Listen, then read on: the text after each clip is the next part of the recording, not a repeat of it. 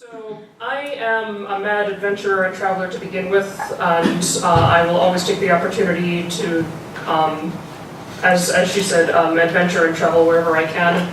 The Marum Center for Marine Science and Marine Studies in northern Germany is one of the great meccas of marine science in general, and I am a marine micropaleontologist. It would be kind of the equivalent of MIT for an engineering student, so of course every marine science student wants to do something affiliated with Marum.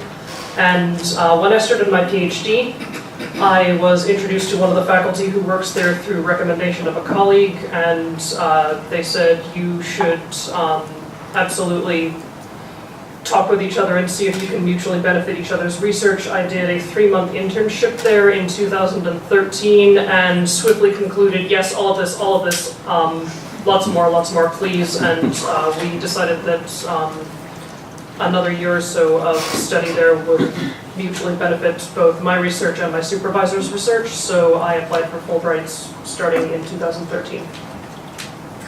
Hi everyone, just a quick introduction. My name is Rue. I did the Fulbright program in Spain. I was drawn to Fulbright because I grew up in an Iranian-American household, so learning about international relations and telling stories that broke stereotypes were extremely important to me. And when I was at USF, that's actually where, through the Honors College, I had learned about the Fulbright program. I made an appointment with Ms. Chambers, and I went in and I said, hey, I know I want to go to graduate school, I want to study PR. What are some options that I have out there? And we spent a lot of time, we were looking through different programs, and as soon as I found the Fulbright program, and especially Senator Fulbright's mission and his values, it aligned a lot with mine, and that's when I knew, aha, I have to apply into this program, and thankfully it ended up working out. So one of the things that Heather, you said early on is the time that it takes to prepare a Fulbright application, and I can certainly second and third that in terms of how long it takes to prepare one. So I'm wondering if the panelists could comment on how long it took them in terms of when you started your application, and sort of giving also a sense of what that process was like too in terms of applying. I can start again. So my research with Ms. Chambers probably began, I wrote down in 2016.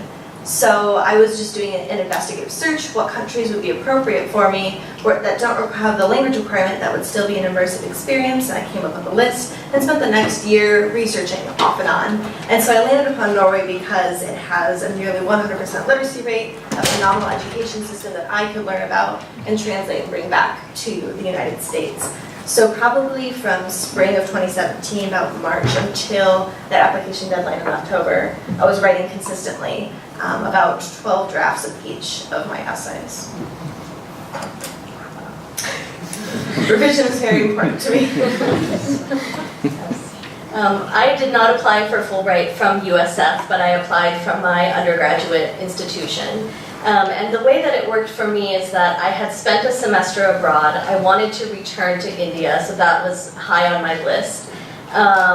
I had the good fortune of being involved in an undergraduate research program that ran through the summer before my senior year. And the project that I worked on during that entire summer became the springboard for my Fulbright application. So I got the idea, I worked on it through the summer, I began thinking about drafts, and I was fortunate to recruit a few faculty members at my undergraduate institution who really helped me revise, refine, and really tell the story of what I wanted to do in the research, as well as who I was and why this experience would be important for me and for my development and what I could bring to it. So again, it took several months. But I'm not sure how many drafts. So I was a little bit in the same sort of boat. I had a very specific country in mind, I had a very specific institute in mind, and I had a very specific supervisor in mind, so it was very focused for me from that point of view. I will say one of the biggest challenges as a Fulbrighter was not actually dealing with life in the country itself, it was dealing with prepping the application, because I consider myself a very decent writer, but I had to keep reminding myself I'm a scientific writer, and if anybody in this room is a science major, you know that scientific journal writing is very weird. It's run-on sentences with very clipped speech, and it's very technical, and I do not want to know how many drafts all of the Lawrence had to suffer through in my application. They actually sent off my writing to somebody else, and he basically wrote back and said, I don't have a clue what she's talking about.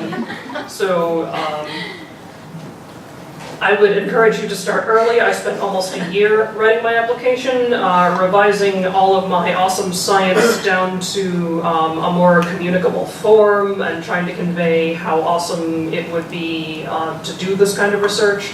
And if you are a scientific writer, get somebody who is not a scientific person to read it for you. I had my housemate at the time read it for me because she was a music major, and she could take something like a piece of paper that said, I study the stable isotopic composition of planktonic foraminifera, and say, okay, English please. So absolutely start early and get multiple parties to read your paper.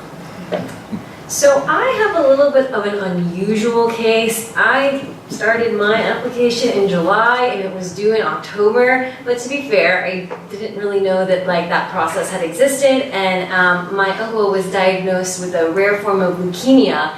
And I know that sounds very cliche, but I was like, I've got one life to live, I need to do this application process. So from July to October, I counted last night, I had at least 20 drafts in my Google Doc of my personal statement and my statement of grant. And the biggest thing that I can recommend to you is that, remember, in the Fulbright process, you don't have a face-to-face interview. So think about preparing for an interview, right? You put on the right clothes, hopefully you research about the company, you go in, you can make your impression. But the Fulbright application is different because, like she was saying, all they see is a piece of paper. And so that piece of paper needs to convey your story. And so again, this was another reason I fell in love with the Fulbright program, because I had to convey my brand on a story. And I will never forget the most important lesson that I learned in this process that I think you can take away from: you have to be open to criticism and you have to be open to constructive feedback. And I'll never forget that I got an email from Ms. Chambers, and it was revisions from 2 different professors at USF.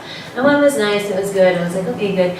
And then the other one it wasn't mean, but it was, like, I did not think, I was like, the way that I conveyed myself, I felt very proud of my application, but then when I went back and I looked, I was like, wow, I don't convey what I'm trying to tell about myself. So I went back with a lot of mumbling and grumbling, but I went back and I said, okay, what is it that I want to say? And then I was do-do-do-do-do-do.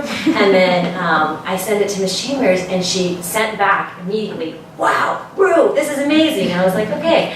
So lesson learned here is that you've got to be open to feedback. You need to set aside time, whether that's a year or 3 months. Just know you're going to have to constantly revise this. You probably have classes, you probably have other applications. You need to make the time for it.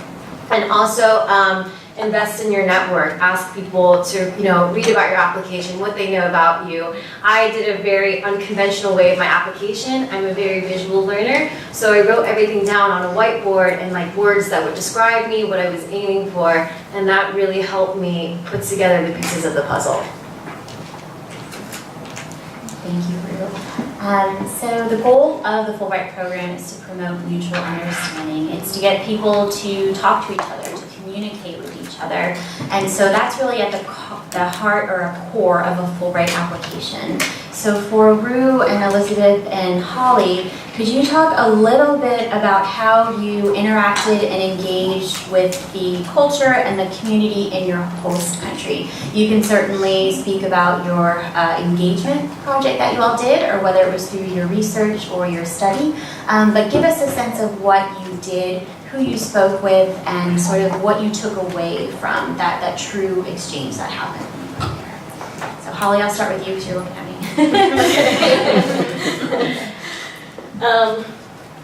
I think this is probably, I mean, really the heart of what my experience was, because I was in country for 10 and a half months during my Fulbright, and I had the very good fortune of being matched with a couple of people who helped me. One was a Fulbrighter from India who'd been to the United States. So when I first landed up in the city where I would be studying, he was the one who welcomed me and helped me get oriented, and I stayed in touch with his family throughout the whole year.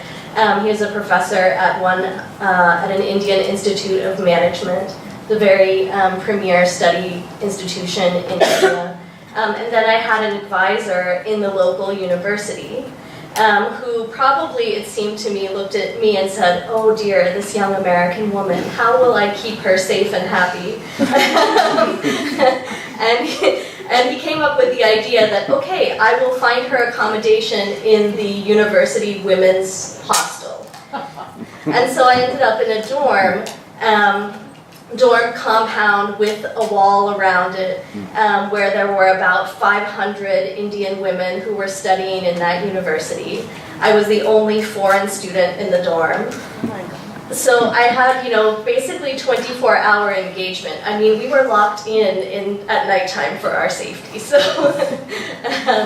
but I formed really incredible friendships with people through that experience. And that wasn't even what my formal research was. So, I stayed there, I lived there, I talked with people.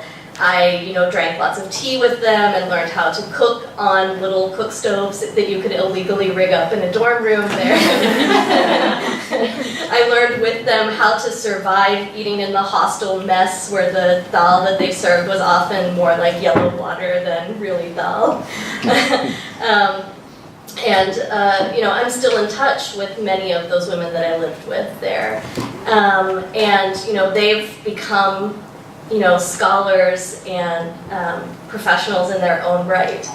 Some of them are now lawyers or judges or faculty in universities. So that was an incredibly enriching part of the experience, as well as the opportunity to be able to go around to different parts of the city to hear the narratives about, what are the places that are remembered in the city, why are they remembered, how are they commemorated, what are the structures, how do people engage with them, all that stuff that was part of my formal research project. So I think that immersion has the opportunity both for, really substantive formal research, as well as day-to-day engagements that can really be, lasting and meaningful.